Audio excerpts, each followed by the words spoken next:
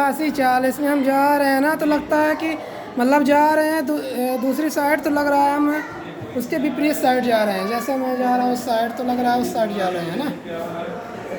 यहाँ पर अपनी मैं बैक पोजीशन देख सकता हूँ। देखिए जैसे मैं यहाँ पर एंटर किया और मैं अपनी बैक पोजीशन को देख पा रहा हूँ, है ना। ये है चुंबकीय क्षेत्र को ये दर्शाता है। देखिए ये हम सौरमंडल में आ चुके हैं।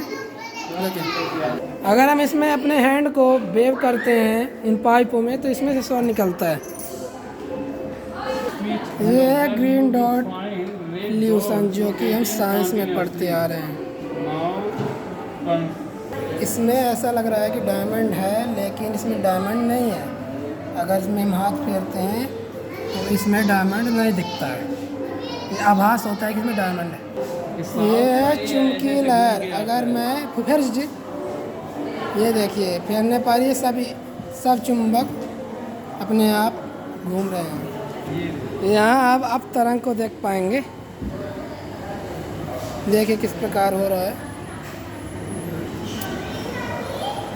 इसमें देखिए अद्भुत चमत्कार डिफरेंस आ रहा है, वो चल रहा है। इसको छूने पर, इसको हम प्रेस करते हैं इस बटन को तो चलता हुआ प्रतीत होता है। ये है फ्रेंसेल मिरर, इसमें हम बहुत अच्छा दिखाई देते।